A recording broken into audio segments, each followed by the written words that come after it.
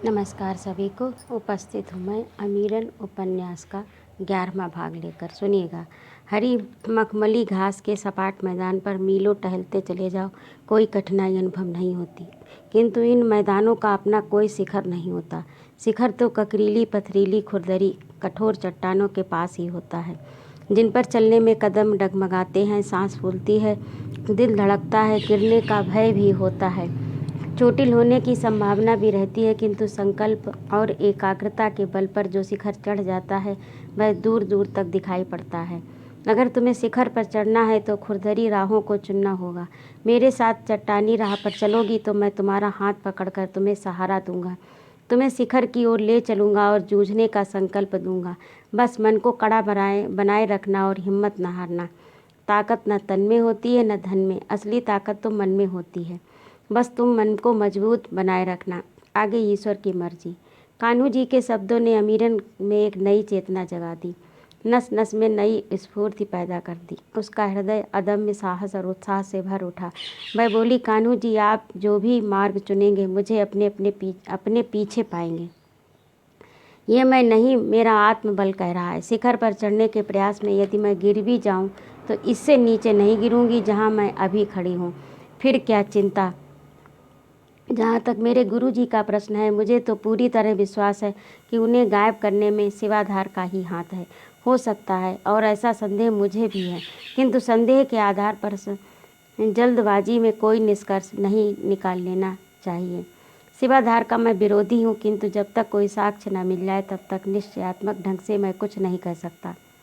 आखिर क्या कारण पैदा हो गया कि उस्ताद बिना कुछ बताए चले गए? ऐसा है, मैं गंगाराम से पूछता हूँ। गंगाराम भी कम मायावी नहीं है, अमीरन कहने लगी। यहाँ हमारे यहाँ भी 1-2 बार आ चुका है। पता नहीं क्या इरादा था उसका, लेकिन उसकी भेद भरी निगाहें सदैव किसी न किसी घात में रहती हैं।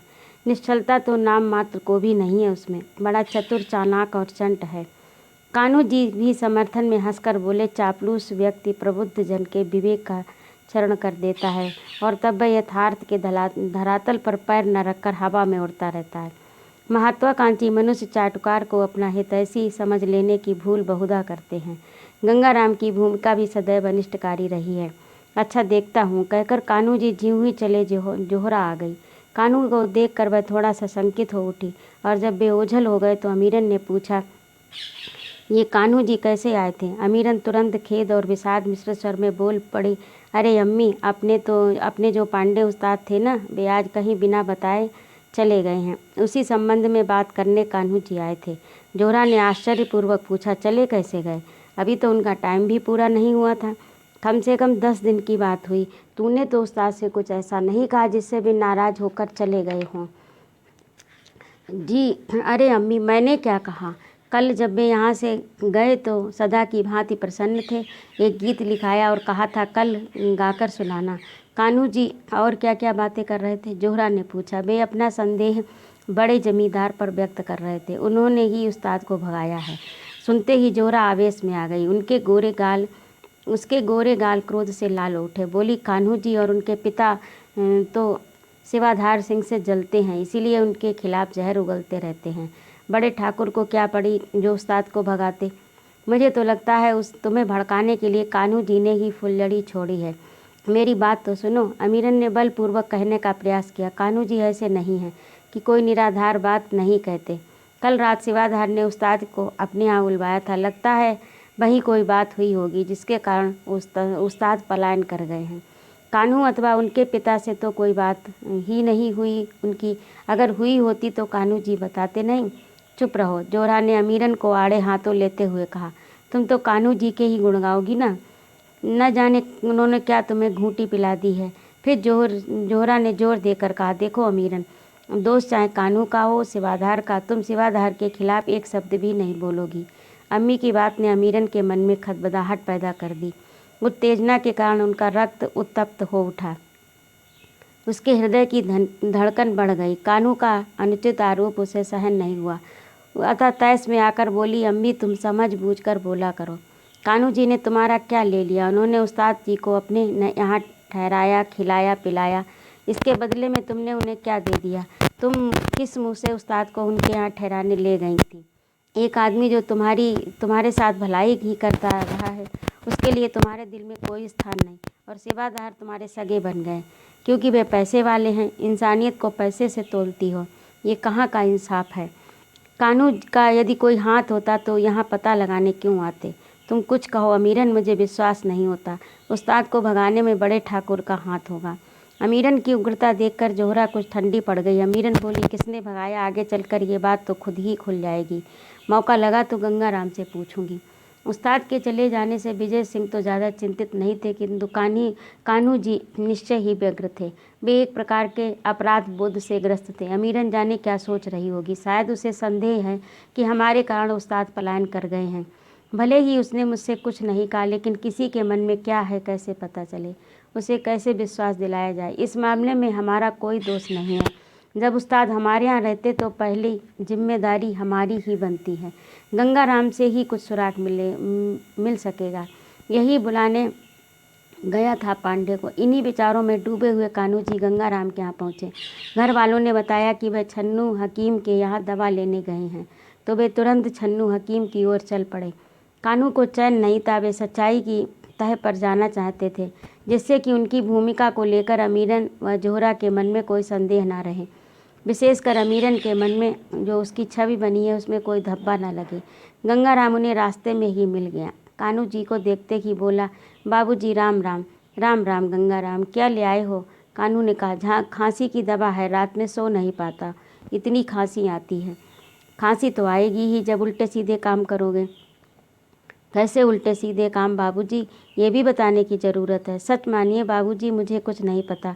झूठ न बोलो गंगाराम, जैसे हम तुम्हें जानते नहीं। कहावत मशहूर है कि झूठ के पाँव नहीं होते।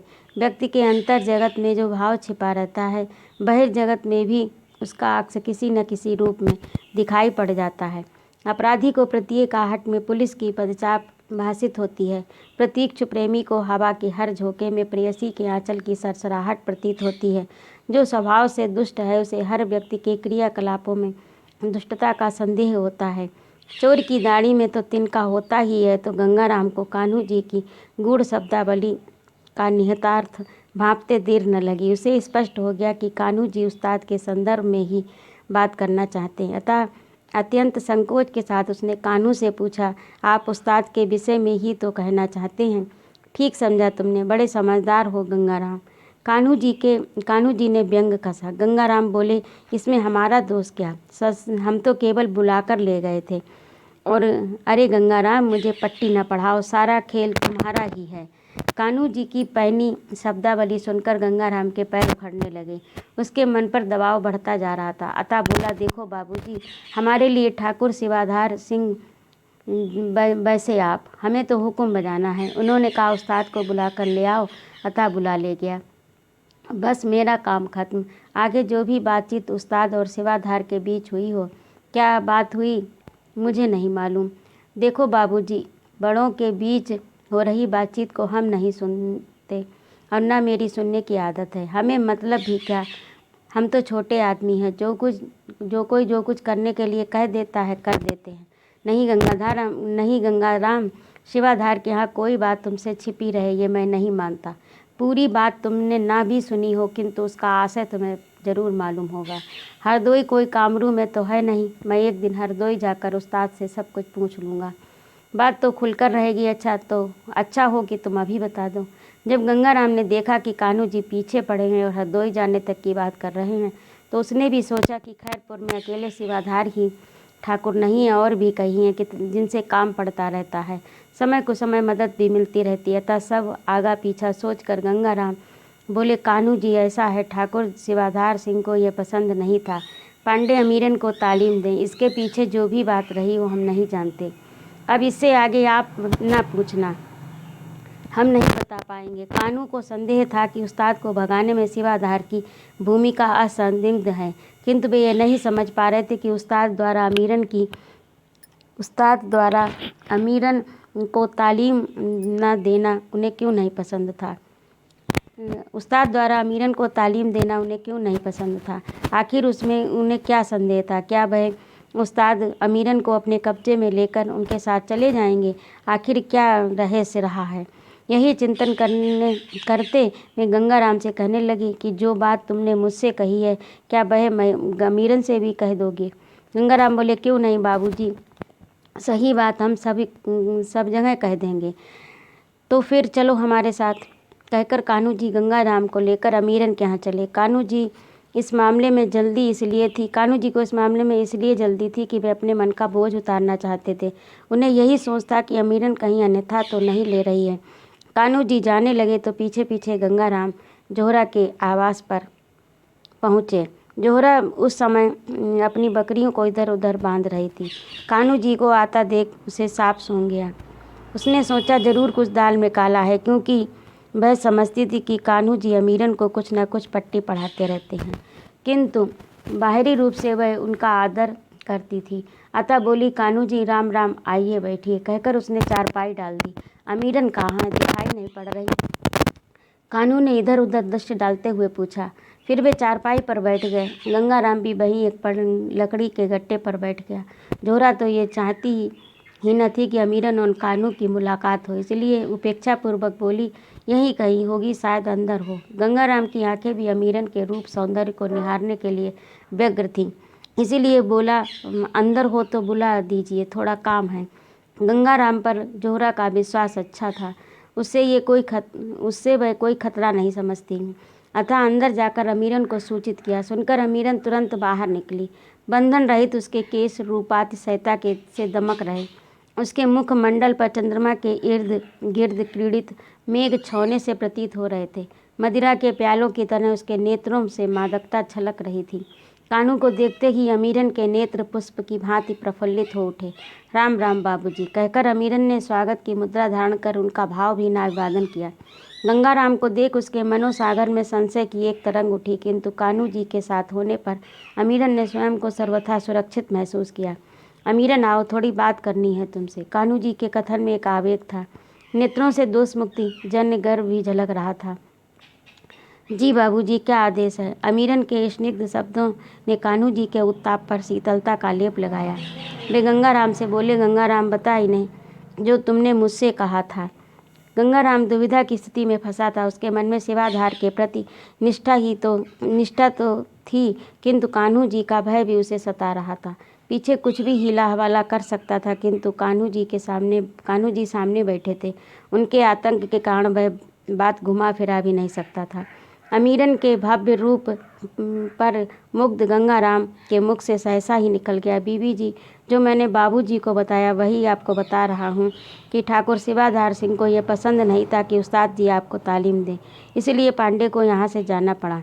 तो सुन लिया तुमने अमीरन, उस्ताद अचानक क्यों चले गए? कान्हू जी ने कहा, सुन लिया, कहकर अमीरन मौन हो गई। हृदय में धधकी क्रोध की ज्वाला के ताप से उसके कोमल कपोल उत्तप्त हो उठे। उसके नेत्रों की मादकता विलीन हो गई और उसका स्थान ले लिया रोष की लालिमा ने।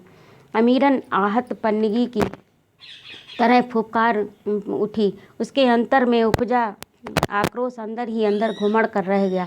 अच्छा, आप चलते हैं। कान्हू जी उठकर खड़े हो गए और बोले, मुझे गंगाराम को लेकर इसीलिए आना पड़ा कि कहीं तुम्हें मेरे ऊपर तो संदेह नहीं है। सो अब स्थिति स्पष्ट हो गई। अरे बाबूजी, अमीरन के स्वर में वेदना व्याप्त थी। आप पर कि जिस दिन संदेह करूंगी वह दिन मेरे जीवन का अंतिम दिन होगा। इस नितांत अविश्वसनीय विश्व में बंधे रहने के लिए कोई न कोई तो विश्वास का खूंटा तलाश करना ही पड़ता है। वे खूंटे आप जैसे बिरले व्यक्तित्व ही देते हैं, जिनके सहारे जीवन कट जाता है। जैसे सबका गांव है खैरपुर, वैसे ही मेरा है, किंतु मेरे ऊपर कितनी गिद्ध दृष्टियाँ हैं। सब चाहते हैं मैं वैश्या हूँ, अतः पर्ण विलासिनी बनूँ, भोग्या बनूँ, वासना पंख में आकंठ निमग्न रहूँ। कोई नहीं चाहता मैं सभ्य समाज के सम्मानपूर्वक जीवन जीने वाली महिला बनूं। सब मुझे पैसा दिखाकर मेरी काया का सौदा करना चाहते हैं। क्या सब कुछ पैसा ही है? मैं तो समझती हूँ पैसा ही कष्ट का कारण है। जो पैसे वाले हैं वे व्यसनों और वासना में लिप्त रहते हैं, और जो पैसों से विहीन हैं वे पैसा पाने के प्रयास में पतित से पतित कर्म करने में नहीं हिचकते। पैसे के लिए चोर बनते हैं, डकैत बनते हैं, अपहर्ता, बंधक व ठग बनते हैं और हिंसा का तांडव करते हैं। मैंने एक इतिहासकार की टिप्पणी पढ़ी थी कि इस्लामी लुटेरों को भारत पर आक्रमण के लिए आकर्षित करने हेतु मंदिरों में एकत्र अकूत धन ही मुख्य कारण था। मंदिर तो देवालय होता है, वहाँ पैसे की क्या वरीयता। लोग भगवान को भी पैसे के बल पर प्रसन्न करना चाहते हैं। ये पैसा ही शायद मुझे ले डूबेगा। इस पंख में कहाँ तक और कब तक उधर पाऊंगी। शायद एक दिन इसमें डूब जाना ही मेरी नीयत है। साहस न छोड़ो अमीरन, साहस की नाव पर सवार होकर आशा की पतवार और विश्व की लग्गी के सहारे ही किनारे पर लगा जा सकता है, कहकर कान्हू जी चल पड़े। कान्हू जी के मन पर से एक भारी बोझ उतर गया। वास्तव में अमीरन को लेकर कान्हू के मन में बड़ी जटिल स्थिति बन चुकी थी। कभी तो उनके मन में उसके प्रति संदेह, कभी तो उसके मन में उनके प्रति स्नेह का भाव उभर आता और कभी संवेदना और सहानुभूति का। उसके दहदहाते सौंदर्य की छाप से भी वे अछूते नहीं रह सके थे। यद्यपि ये उचित नहीं समझते थे, किंतु तरुणाई की तरंग ने उनके अवचेतन मन के द्वार खोल दिए थे, जिनमें से होकर प्रणय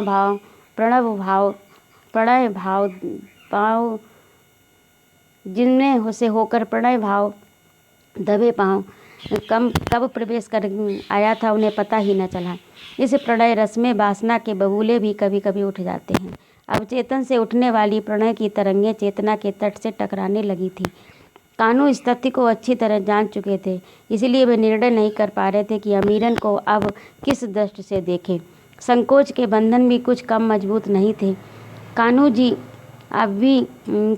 अभी यही नहीं जान पाए थे कि अमीरन के मानस पटल पर इस समय उनका कौन सा रूप अंकित है।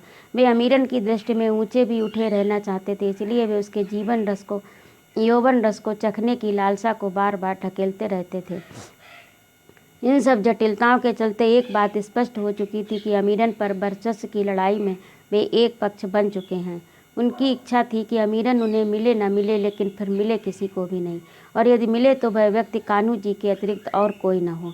कान्हू जी के मन में गुपचुप रूप से जिस वासना ने डेरा डाल दिया था, कान्हू जी यद्यपि उससे रूबरू नहीं हुए थे, किंतु उसकी आहट उन्हें मिल चुकी थी। इस सब के होते हुए भी मानवीय मूल्यों का पल्ला भी नहीं छोड़ना चाहते थे। अपनी उदात्त छवि को भी बरकरार रखना चाहते थे। औचित्य अनौचित्य का भी उन्हें अच्छी तरह से ध्यान रहता था। अत्यंत तार्किक ढंग से सेवाधार की मनः स्थिति पर भी उन्होंने विचार किया, फिर भी वे उससे सहमत नहीं हो पाए। आखिर क्यों व्यक्ति की स्वतंत्रता का हनन किया जाता है, उन पर अपनी इच्छा क्यों ला दी जाती है? क्या इसलिए कि उसके पास किसी प्रकार की कोई ताकत नहीं है, उसका कोई सहायक नहीं है, वह साधनहीन है, लेकिन मेरे रहते उसे विवश नहीं किया जा सकता। स्वेच्छा से वह कुछ भी करे। काफ़ी देर कान्हू जी इन्हीं तर्क वितर्कों में उलझे रहे। यह भी सोचा कि मैं ही क्यों अमीरन पर अपना वर्चस्व बनाना चाहता हूँ? क्या मैं सर्वश्रेष्ठ हूँ? यदि अमीरन स्वेच्छा से किसी के पहलू अर्थात सेवाधार के सानिध्य में जाना चाहे तो मैं क्यों विरोध करूँ? और क्या मुझे विरोध करना चाहिए? मैं कौन हूँ? लेकिन कुछ ना कुछ तो होता ही हूँ। यदि कुछ नहीं हो तो अमीरन मेरा इतना सम्मान क्यों करती है, क्यों मुझ में इतनी आत्मीयता दिखाती है? मैं तो अमीरन को अपने मनोद्वार में प्रवेश कराने से सदैव बचता रहा, लेकिन क्या करता? जैसे मनोद्वार वह निरंतर खटखटाती रही, अतः द्वार खुल ही गया और वह अंदर दाखिल हो गई। अब करे भी तो क्या करें? लेकिन दरवाजे की कुंडी खोली किसने? मैंने ही तो, और अंदर था ही कौन? आखिर मैं अमीरन में इतनी ज़्यादा रुचि क्यों ले रहा हूँ? जैसे वह सबके लिए वैसे मेरे लिए, लेकिन नहीं, सबके लिए वह रंडी थी और मेरे लिए एक मानवी, एक असहाय महिला। उसके मन में क्या पीड़ा है, क्या छटपटाहट है, मेरे अतिरिक्त कौन जानता है? उसकी माँ भी नहीं। लेकिन जिस घेरे से वह निकलना चाहती है, क्या मैं उसे निकाल सकता हूँ? उसे है मुझ में इतनी ताकत? नहीं है तो पैदा करनी होगी। अतः उसे कोई रंडी कहता है तो उसके मन में कितनी कसक और कितनी वेदना उत्पन्न होती है, उसकी था शायद मैं भी न ले पाऊँ। सोचते सोचते कान्हू जी खेतों की ओर आ गए। फिर आए वे गंभीरी के तट पर। नदी की चंचल धारा के साथ उनकी दृष्टि अटखेलियाँ करने लगी। उच्छलित जल धारा पर पड़ी सूर्य की किरणें और उससे उत्पन्न होने वाली उज्ज्वल प्रभा छिटक रही थी। कभी कभी संसुमार क्षण भर को दिखाई पड़ते, फिर ओझल हो जाते। एक घड़ियाल भी किसी घात में दिखाई दिया। सरिता तट की निस्तब्धता में उन्होंने कुछ देर सुकून की सांस ली। जिस समय कान्हू जी अपने ही विचारों में मग्न थे, गंगाराम शिवाधार सिंह के कान फूंक रहा था। मालिक क्या कहें? अमीरन की खूबसूरती कुछ पूछिए मत। जैसे ही वह बाहर आई मेरी तो आंखें चौंधिया गईं। वह खरे सोने जैसी देह, लंबे लंबे बाल, रसीली चितवन और हाँ वह नथुनियाँ उस पर बहुत खिल रही थी।